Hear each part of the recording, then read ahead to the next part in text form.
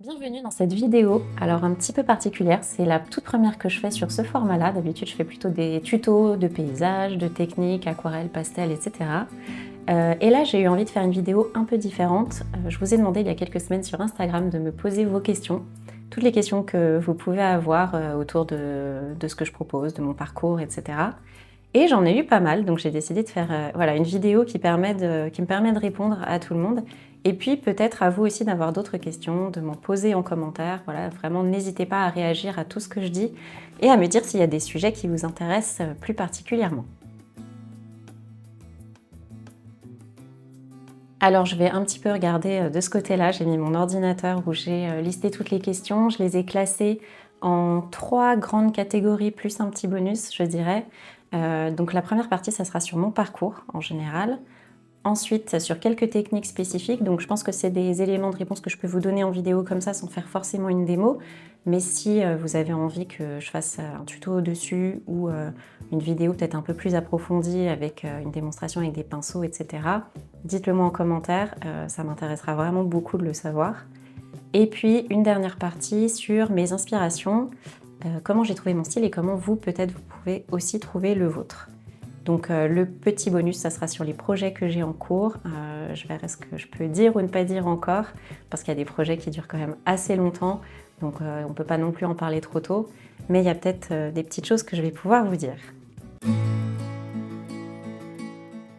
Alors les toutes premières questions, c'était sur mon parcours, sur ma formation, donc je vous les lis. Quelle a été ta formation pour devenir aquarelliste? As-tu fait une école d'art ou des études artistiques? Quand as-tu débuté l'aquarelle? Comment progresser à l'aquarelle? Et est-ce que je me suis lancée toute seule ou ai-je glané des astuces? Alors, au tout début, pour vous répondre très franchement, aucune école d'art, aucune étude artistique. Donc, j'ai commencé l'aquarelle pendant le premier confinement, pendant le Covid. Voilà, moi j'étais à ce moment-là, je travaillais pas, enfin je travaillais, mais mon métier était un petit peu en pause pendant le confinement. J'avais ma première fille qui avait 1 an et qui faisait encore pas mal de siestes, donc je m'occupais pas mal d'elle dans la journée. Mais il fallait aussi un peu, je dirais, s'évader, on ne pouvait pas sortir.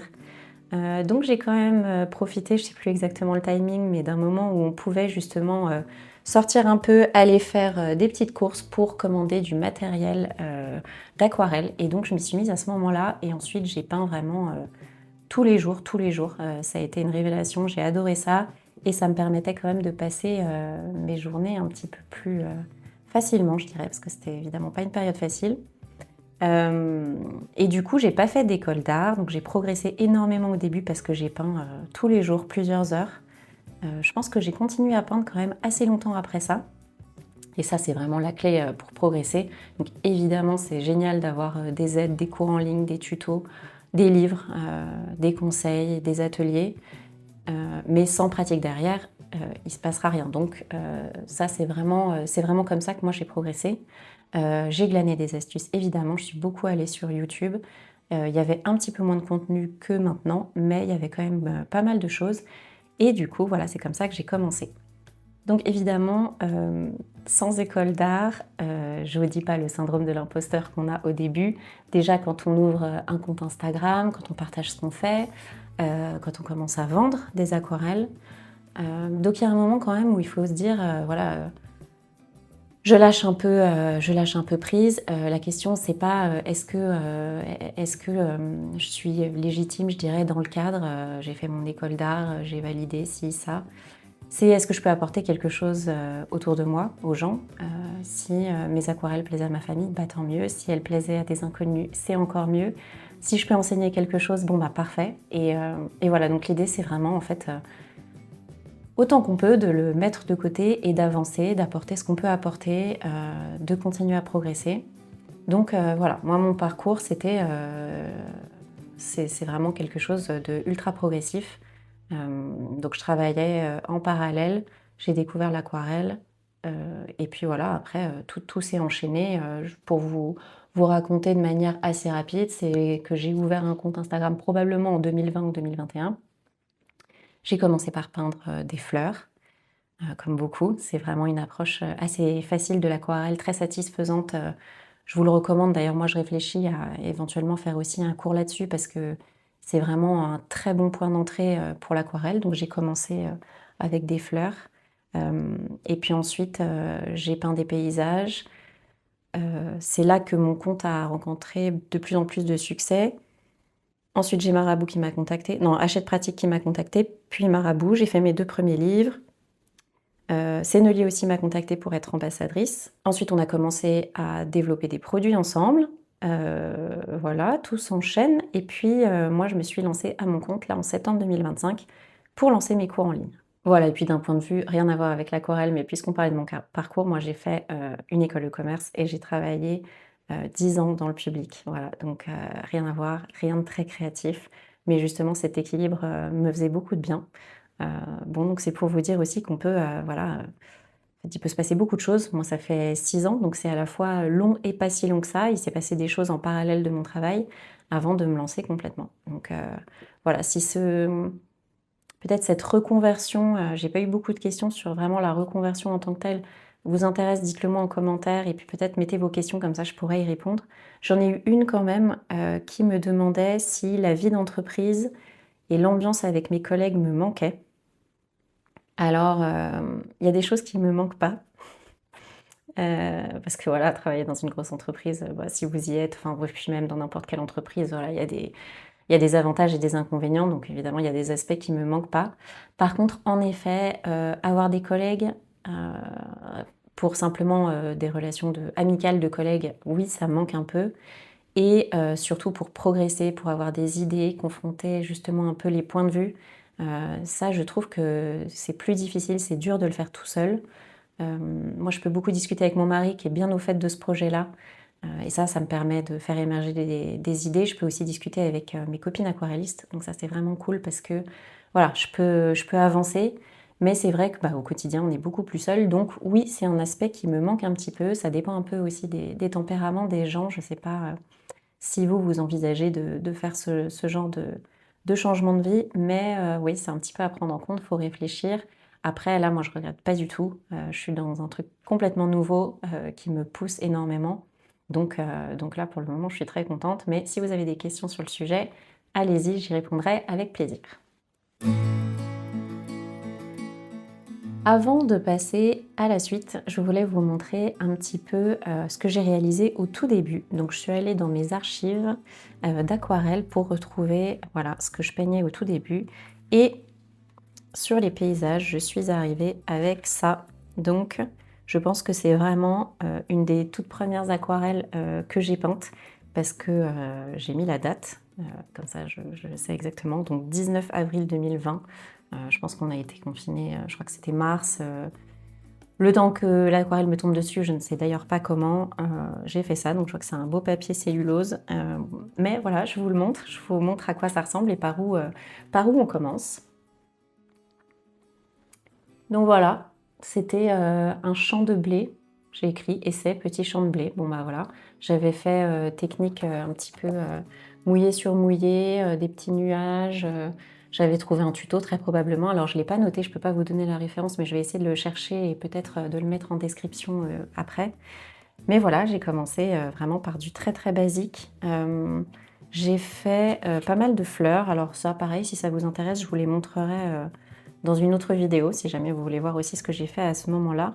Mais ensuite, je me suis un peu lancée toute seule. Alors là, la date, c'est juillet 2020. Je les ai mis derrière, juillet et août 2020. Donc j'ai fait des choses comme ça. Voilà, donc pas un intérêt fou, hein. C'était pas complètement laid non plus, mais bon, c'est pas non plus les paysages que je fais maintenant. Il y avait pas mal de règles, voilà, de composition que je connaissais pas. Là, j'ai mis mon horizon en plein milieu, donc ça, voilà, c'était des petites choses que je faisais. Et là où j'ai plutôt bougé, c'était voilà, en 2021. Là, j'ai commencé un petit carnet de vacances et je peux vous montrer les premières pages parce que c'était vraiment voilà, pour se lancer, aucune logique là-dedans. Voilà, je peignais des choses plus ou moins moches, même parfois juste des textures. Enfin, je n'avais aucune attente, je m'étais juste dit, voilà, je peins tous les jours. Donc voilà, il y avait aussi des petites choses comme ça. Et en fait, assez vite, je me suis retrouvée face à des sujets qui me plaisaient bien. Donc par exemple, j'avais fait ça, ces falaises-là. J'avais même fait le motif de mon pull à côté. Voilà, donc j'avais fait ces falaises-là. Et ensuite, j'avais dû m'appliquer davantage parce que je trouvais le sujet sympa et en faire une aquarelle. Alors elle n'est pas là celle-ci parce que j'ai dû la donner à ma sœur. Mais qu'est-ce que je peux vous montrer? Il y avait ça, ces deux-là. En fait, après, j'en ai fait des aquarelles. Donc c'est le bazar, évidemment, j'ai tout sorti sans rien ranger. Donc j'avais ces deux-là, où je m'étais un petit peu plus appliquée. Et l'autre, celle-ci. Bon, je vais vous les mettre comme ça. Donc, pareil, j'avais fait un peu ma recherche et puis après, je m'étais plus appliquée sur une aquarelle. Et voilà, en fait, ça, c'était vraiment en 2021, le tout début de mes paysages. Je faisais encore des trucs très moches, on va pas se mentir. Hein. C'était aucune pression, je m'étais mise dedans complètement. Des recherches et c'est là qu'a commencé à émerger aussi un peu le minimalisme. Voilà, parce qu'en fait, le minimalisme, ça me permettait de sortir de ce que je ne savais pas, ce que je savais pas dessiner. Et puis voilà, ensuite, j'ai commencé aussi dans ce carnet à plus travailler les contrastes et puis les palettes de couleurs. Donc voilà, tout ça, c'est vraiment le tout début. Ce que j'ai peint, ça, c'est mon carnet de l'été 2021. Et depuis, voilà, j'ai fait des carnets tous les étés, des choses vraiment parfois travaillées, parfois pas. Celui-ci, c'est mon carnet de 2022. Alors là, j'avais essayé de faire des choses plus sympas. Je m'étais un peu appliquée. Voilà, c'était un style très minimaliste. Et puis un carnet, celui-là, ça doit être 2023. Donc j'ai pas fait 2022. Si, voilà, c'était celui d'avant.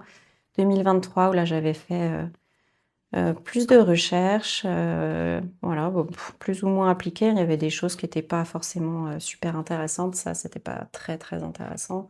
Mais j'avais envie de peindre un peu tous les jours, voilà, sans pression, mais faire des choses quand même. Et puis trouver des idées. Voilà. Si jamais, pareil, ça vous intéresse de voir un petit peu mes carnets, ma progression, comment tout ça a fonctionné, n'hésitez pas à me le dire en commentaire. Je ferai peut-être des petits carnets tours, vous voyez, ça remonte à... J'ai 2020, 2021, 2022, 2023. Je suis pas sûre d'avoir fait 2024, il faut que je recherche. Mais 2025, c'est sûr. Ou alors c'est l'inverse, j'en ai un en 2024, mais pas 2025. Bon, il doit y en avoir encore un quelque part. Donc dites-moi, ça m'intéressera de savoir si vous avez envie d'en voir plus. Alors, il y avait une question de plus sur mon parcours, c'était est-ce que j'ai déjà utilisé d'autres médiums à part les pastels? C'est vrai que je fais des pastels néocolores en ce moment. Alors, j'avais commencé en 2009, je crois, ou 2007, enfin quelque chose comme ça, à faire des peintures à l'huile avec ma grand-mère qui peignait, qui a fait beaucoup de peintures à l'huile comme son père avant elle. Et j'avais envie de tester. Donc je suis allée chez elle plusieurs fois, j'ai piqué ses tubes de peinture et ses toiles, on en a même fait plusieurs ensemble. Je peux bouger mon bureau. On en a fait plusieurs ensemble et voilà, et j'avais bien aimé, j'en avais fait, je sais pas, une vingtaine. Et puis après, j'avais arrêté quand j'ai dû déménager plusieurs fois. Je m'y suis pas remise, et c'est peut-être comme ça d'ailleurs que je suis venue à l'aquarelle, c'est que je m'y suis pas remise avec des enfants parce que c'est quand même assez compliqué, il y a beaucoup de matériel, ça sent fort. Donc c'est peut-être comme ça que j'ai dû penser à l'aquarelle en cherchant peinture, et faire quelque chose de plus facile, hein, de moins encombrant, plus facile à ranger et qui craint moins quand même pour les enfants. Donc voilà, j'avais fait ça à un moment. Et je crois que c'est tout ce que j'ai utilisé. Le reste, je le découvre en ce moment, néocolore, gouache. Qu'est-ce que j'ai d'autre? Là, je regarde mon matériel. Non, je pense que c'est un peu tout. Crayon de couleur aussi, crayon de couleur aquarellable. Tout ça, par contre, c'est des explorations en cours et c'est vraiment très chouette parce que je trouve que ce qu'on explore dans un médium, comme les techniques sont différentes, ça permet de nourrir aussi côté aquarelle. Donc ça, c'est quelque chose dont je reparlerai dans la partie inspiration parce que les autres médiums sont très inspirants, je trouve, pour sortir un peu de sa zone de confort qu'on se crée tous dans un médium. Alors, je vais passer maintenant à la deuxième partie sur les techniques, les quelques techniques sur lesquelles on m'a posé des questions. Donc la première, c'est comment éviter les taches liées au surplus d'eau, entre parenthèses les auréoles. Alors les auréoles, c'est toute une histoire à l'aquarelle. On essaye évidemment de les éviter quand on débute. On les trouve disgracieuses, on a envie de quelque chose de plus lisse parce qu'au départ, l'aquarelle, c'est quand même un médium assez lisse. Pour éviter les auréoles, la toute première chose, c'est d'avoir un matériel de qualité et c'est surtout et avant tout le papier. Donc il faut absolument un papier coton. Je vous mets dans la description de la vidéo le lien vers mon article de blog avec toutes mes recommandations de matériel pour l'aquarelle et donc en particulier le papier.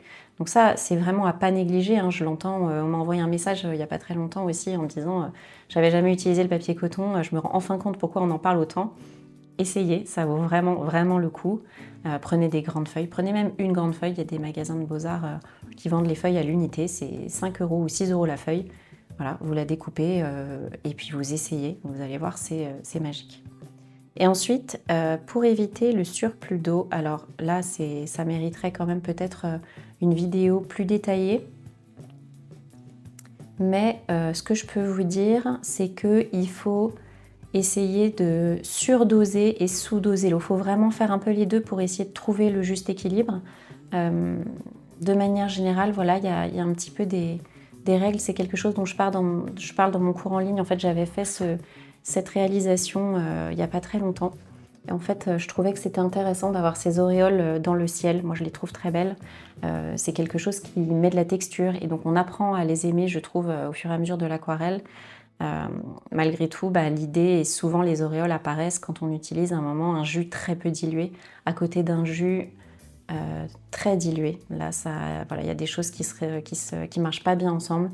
Pareil aussi quand on utilise, quand on remouille une zone qui a déjà un peu commencé à sécher. Donc c'est ces petites nuances qu'il faut réussir à capter et donc s'entraîner. Mais dites-moi en commentaire, peut-être que ça vous intéresserait d'avoir une vidéo vraiment dédiée à ce dosage de l'eau sur le papier. Ensuite, on m'a demandé comment savoir où placer l'horizon et le point de fuite. Alors, pas comme ça, pas comme ce que j'ai fait en 2020. L'horizon, en général, ça se place à peu près à 2/3, soit ici, là je vois sur mon écran, moi j'ai une grille, donc là c'est le tiers bas de la feuille, là ici j'ai le tiers haut de la feuille. Donc ça se place sur cette ligne ou sur cette ligne de tiers. Donc pour vous montrer deux exemples par rapport à ce que j'avais pris, ici c'est sur le tiers bas de la feuille, voilà, c'est vraiment l'horizon est au bas. Et ici c'est sur le tiers haut, donc voilà, j'ai plutôt 2/3 de peinture et là 1/3 de peinture. Donc c'est comme ça que vous réussirez à équilibrer le mieux voilà, vos compositions. Et puis pour le point de fuite, alors le point de fuite dans les grandes lignes, ça il y a pas mal d'articles dessus. Et je crois bien, si je ne me trompe pas, que j'en parle rapidement dans un article de blog, je vais vérifier, je vous mettrai aussi le lien. Ça se place simplement sur l'horizon, obligatoirement sur l'horizon quand celui-ci apparaît. Et donc en fait, une fois que ce point de fuite est posé, on peut tracer des lignes jusqu'au bord de l'aquarelle et sur ces lignes vont se retrouver les choses qui sont alignées dans la réalité. Donc par exemple une allée d'arbres, tout le sommet des arbres devra être sur une même ligne qui converge vers ce point de l'horizon. La base pareil sur une autre ligne. Voilà, donc ça c'est pareil, c'est juste des petites notions. Je verrai si je fais un point dédié, mais bon, je ne peux pas tout vous dire non plus ici parce que j'ai mon cours en ligne qui en parle aussi.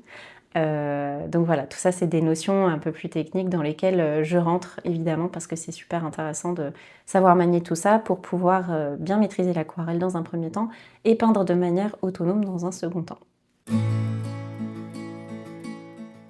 Ensuite, on m'a demandé si je peux expliquer comment je dose l'eau lors de la préparation de mes couleurs et quelle quantité de pigments je prélève pour avoir un bon équilibre.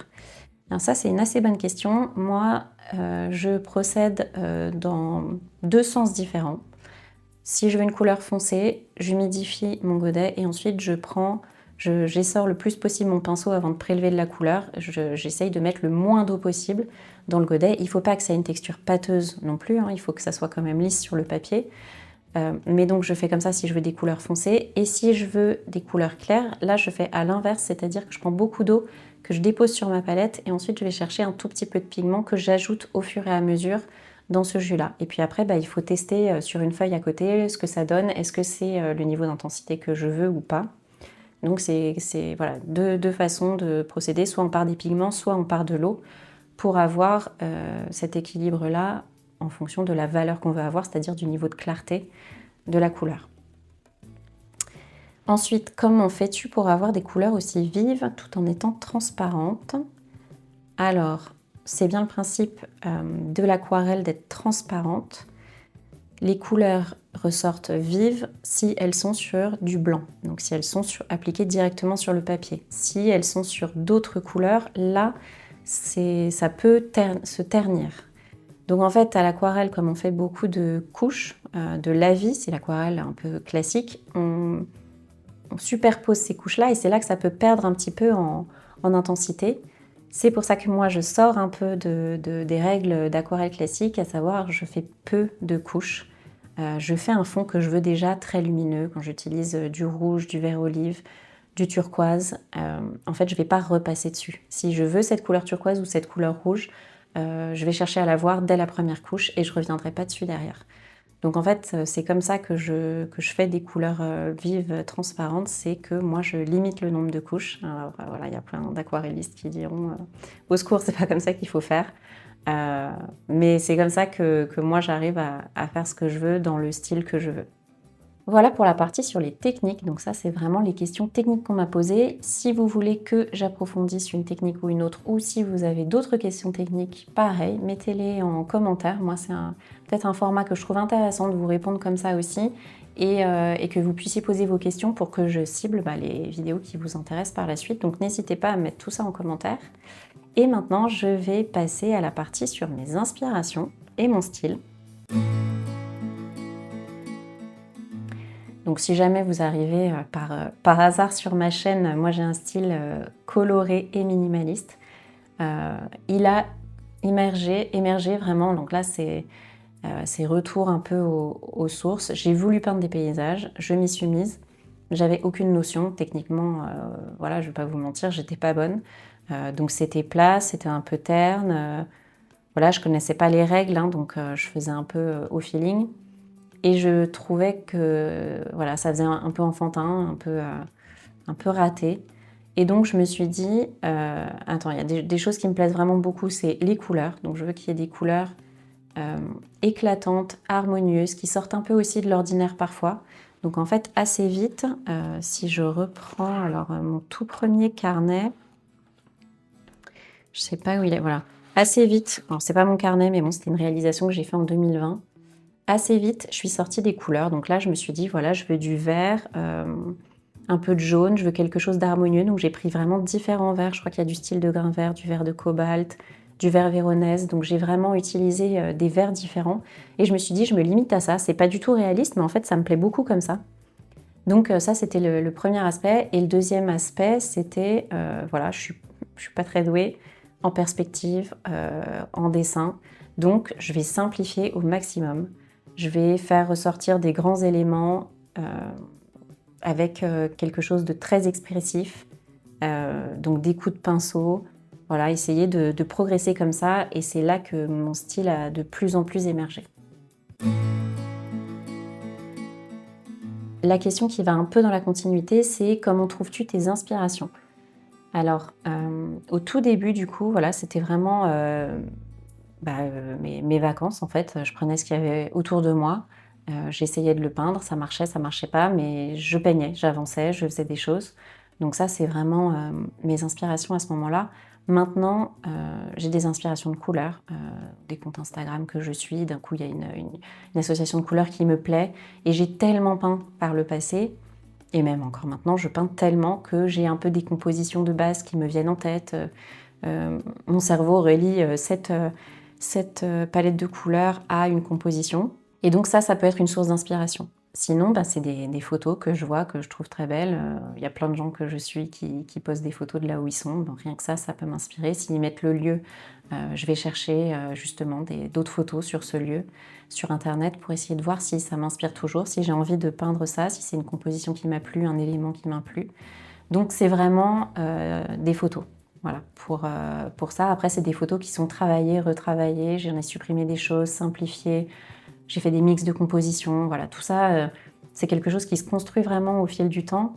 Et c'est pour ça qu'on vous dit toujours, et que j'appuie de pratiquer, parce qu'en fait, c'est vraiment en peignant des choses et en s'inspirant quand même du réel, je dirais, vraiment s'affranchir de ce que les artistes que vous connaissez font, que vous pouvez trouver votre style. Enfin, en fait, je dirais, c'est pas vraiment qu'on trouve son style, c'est un peu qu'il s'impose à nous quand on peint. Donc, on peint quelque chose, il y a toujours quelque chose de bien à garder, soit un apprentissage, soit même un élément de la peinture. Ah, ces couleurs-là, ça m'a bien plu. Ce mouvement de pinceau-là, ça m'a bien plu. Cet arbre, comme je l'ai fait, ça me plaît. Donc, garder cet élément, le combiner à d'autres éléments qu'on avait fait d'une autre façon avant. Et en fait, c'est vraiment comme ça que ce qui est en nous, puisque c'est en nous, on a peint quelque chose qui nous plaisait, va se combiner et voilà, et se révéler. Donc en fait, quand on fait des recherches, on ne fait pas des recherches de son style, on fait un peu des recherches de comment traiter cette chose-là, comment moi j'ai envie de le traiter. Et c'est de le faire vraiment émerger, de le poser sur papier, de réussir à élaguer ce qui ne nous plaît pas et garder ce qui nous plaît et ce qui va poser les jalons vraiment de notre style. On m'a demandé aussi si j'ai toujours été si minutieuse, même enfant. Alors c'est marrant, je pense que cette question, c'est vraiment une personne qui m'a un peu percée à jour. Parce que parfois on a l'impression dans ce que je peins que justement c'est du lâcher prise, que c'est un coup de pinceau par-ci, par-là, quelques couleurs. Et on me dit souvent j'y arrive pas. Et en fait, moi, c'est pas vraiment à lâcher prise, c'est très réfléchi. Mes coups de pinceau, ils sont très posés, très entraînés. Et donc effectivement, c'est minutieux. Et oui, j'ai toujours été très minutieuse. Je sais plus, je crois pas que je faisais énormément de dessins. Par contre, j'ai dû faire du tricot, de la broderie, enfin des petits points de croix. Et oui, c'était très régulier, très minutieux, très bien. Ça, c'est des choses que j'aimais bien me poser, continuer voilà, à faire ces éléments-là. Et donc, la réponse est oui. Je suis et j'ai toujours été très minutieuse. Est-ce que j'ai envie de faire des grands formats avec beaucoup d'eau, comme on peut voir certains artistes le faire? Alors, oui, j'aimerais bien. Là, ça s'y prête pas parce que je suis dans d'autres projets, d'autres formats. J'ai commencé un peu le carnet de voyage, donc là, c'est forcément un format un petit peu plus petit. Je fais aussi beaucoup de tutos sur YouTube, quelques collabs qui nécessitent des plus petits formats. Donc pour le moment, je suis sur ce format-là, mais oui, j'aimerais bien faire des grands formats, utiliser beaucoup d'eau, structurer. Je pense que quand on a des gros formats, il faut beaucoup plus structurer, beaucoup plus préparer en amont peut-être. Donc ça, c'est quelque chose que j'aimerais bien faire, mais pour le moment, rien de concret sur le sujet. Alors ensuite, on m'a demandé quels étaient les artistes qui m'inspiraient et quel est mon artiste préféré. Mon artiste ou mon aquarelliste? Non, aquarelliste préféré. Alors, aquarelliste préféré, je pense pas que j'en aurais qu'un. Franchement, c'est difficile de s'en tenir à ça. Par contre, sur les artistes et les personnes qui m'inspirent, alors je peux vous donner, je pense, quelques noms. Je vais littéralement sur mon compte Instagram parce que je suis beaucoup de monde et donc du coup, il y a beaucoup de personnes qui m'inspirent. Alors, inspirer, c'est... Je sais pas... Enfin, des choses qui me plaisent. Je pense que je vais vous dire un petit peu des choses qui me plaisent, qui m'inspirent. Je sais pas, ça veut peut-être dire que je prends un élément chez cette personne et que j'essaye de le ramener dans mon style à moi. Mais je vais plutôt vous dire ce que j'aime, parce que ça va guider aussi peut-être un petit peu mes recherches à moi. Donc il y a Agnès de Courchel que j'aime beaucoup. Elle fait beaucoup de crayons, de la peinture. C'est très très beau, je vous mettrai sa référence. Clara Debray aussi, qui fait beaucoup de néocolor. Et ça, j'aime vraiment beaucoup parce que les couleurs sont très vibrantes. C'est des scènes vivantes. Pareil, elle travaille ses palettes de couleurs pour sortir un petit peu du cadre et de ce qu'on fait. Elle va pas peindre dans les couleurs classiques, donc ça c'est quelque chose que j'aime beaucoup. Ensuite, il y a Élise Engelbert que j'avais rencontrée une fois et qui travaille principalement au crayon de couleur et qui fait de très jolies choses, qui se rapproche aussi un peu du minimalisme, enfin en tout cas de l'illustration, de la représentation. Elle fait plein de choses, elle a une série qui s'appelle Moi ce que j'aime qui est super chouette, que je vous invite à découvrir parce que ça j'aime beaucoup. Bayard et Baye aussi avec les néocolores que je trouve magnifiques. Là, je vous parle de pas mal d'artistes qui travaillent avec d'autres outils que l'aquarelle. Mais il y a Juliette Plisson aussi qui fait beaucoup de mix média et que j'aime bien. Et dans les aquarellistes, il y a Nouria Riera. Alors, je vous mettrai vraiment les noms en description parce que voilà, je pense que il vaut mieux que je n'écorche pas trop les noms, sinon vous n'allez pas retrouver. Qui fait de très très belles choses aussi. Et je regarde s'il y a encore quelqu'un qui m'inspire. Il y a aussi Nathalie Martin, ouais c'est ça, qui est australienne. Pareil, je vous mettrai la référence du compte Instagram. Qui fait vraiment de l'aquarelle très intéressante avec beaucoup de couches, beaucoup de fusion. Enfin, c'est presque des aquarelles. Bon, quand on les regarde, il faut un peu les décoder, mais à la fois on voit tout de suite ce qui se passe et à la fois on a envie de regarder chaque élément. Donc ça, c'est très, très joli, j'aime beaucoup.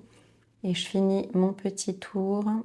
Il y a Maria, alors là vraiment je ne saurais pas, Vigeux, je ne sais pas comment le prononcer. Elle est suédoise et c'est des aquarelles avec des ambiances très travaillées. Elle a toujours une palette de couleurs désaturée assez caractéristique, mais c'est très joli. Et voilà, et en fait, je pense que peut-être que j'ajouterai une ou deux personnes si quelque chose me frappe, mais sinon vous pouvez aussi regarder les personnes que je suis sur Instagram. Il y a beaucoup de monde et c'est vrai qu'il y a beaucoup d'artistes, d'aquarellistes inspirants. Mais vous voyez, il n'y a pas que des aquarellistes parce que en fait, il y a aussi des traitements de couleurs, des manières de faire qui peuvent être inspirants pour l'aquarelle. Donc moi, je suis tout un tas d'artistes et je me limite pas du tout aux aquarellistes. Et j'en viens à la dernière partie un petit peu bonus qui sera probablement un peu rapide parce que je peux pas tout dire. Donc c'est sur la partie, c'est sur mes projets actuels. Alors on m'a demandé si j'avais un autre stage prévu à la journée en Haute-Savoie par exemple, parce que j'habite en Haute-Savoie maintenant. Et la réponse est j'aimerais beaucoup, mais donc je fais aussi un petit appel via cette vidéo et je pense que je mettrai un truc sur Instagram aussi parce que j'aimerais vraiment bien que ça se concrétise. Je voudrais trouver un lieu où je pourrais faire des ateliers à la journée, donc le samedi matin, samedi après-midi par exemple. J'aimerais vraiment beaucoup pouvoir faire ça. J'ai pas encore trouvé le lieu qui me correspond, qui me va. Bon, il faut que je m'y mette un peu plus sérieusement pour chercher aussi. Mais si jamais vous avez une reco, je suis preneuse parce que j'aimerais bien pouvoir remettre ça. C'est quelque chose qui me nourrit aussi beaucoup, de pouvoir échanger avec les gens, de savoir quelles sont leurs attentes, de discuter avec des personnes qui adorent l'aquarelle. Ça fait du bien aussi quand on travaille à son compte d'avoir ces échanges-là. Donc j'aimerais beaucoup les remettre au goût du jour. Donc il y a ça comme projet. Il y a un projet d'écriture de longue haleine, donc voilà, ne vous emballez pas, ça va mettre encore du temps à arriver. Quelques collaborations, donc là il y a la collaboration par exemple avec le magazine Saison. J'ai fait la première collaboration au printemps, l'idée c'est de publier un petit tuto sur leur compte et le mien, un par saison, donc j'ai fait le printemps. Et donc l'été, l'automne et l'hiver vont arriver dans les prochains mois. Donc ça, c'est un projet que j'ai en cours aussi. Et là, j'ai un projet, bon, je dirais perso, que moi, que j'aimerais bien développer, mais j'y ai presque pensé que la semaine dernière, donc je vous en dirai plus bientôt. Mais ça me permet de vous poser la question, qu'est-ce que vous aimeriez voir? Qu'est-ce qui vous manque dans le contenu que je propose? Je vais continuer bien sûr les tutos sur YouTube, les articles de blog où je vous donne pas mal d'infos. Mais voilà, est-ce qu'il y a quelque chose qui vous manque, voilà, que vous aimeriez que je développe, que je fais déjà peut-être un peu, mais que je développe, ou alors que vous voudriez que j'initie dans tout ce que je propose. Donc n'hésitez pas encore une fois à me mettre des commentaires. J'espère que j'aurai beaucoup de commentaires parce que je vous pose beaucoup de questions. C'est vrai que là, la vidéo, j'ai un peu l'impression de tout donner et j'espère que tout ça vous plaira et que vous aurez aussi des idées pour moi pour que je développe tous ces projets. Voilà, je vais vous laisser. J'espère que ce format vous aura plu. En tout cas, moi j'ai trouvé ça plutôt sympa déjà de voir toutes vos questions, l'intérêt que vous portez à mon parcours, à mon travail, à ce qui m'entoure. Et puis peut-être que j'en referai un. Dites-moi en tout cas ce que vous en avez pensé, s'il y a encore une fois voilà, des choses à mettre en avant.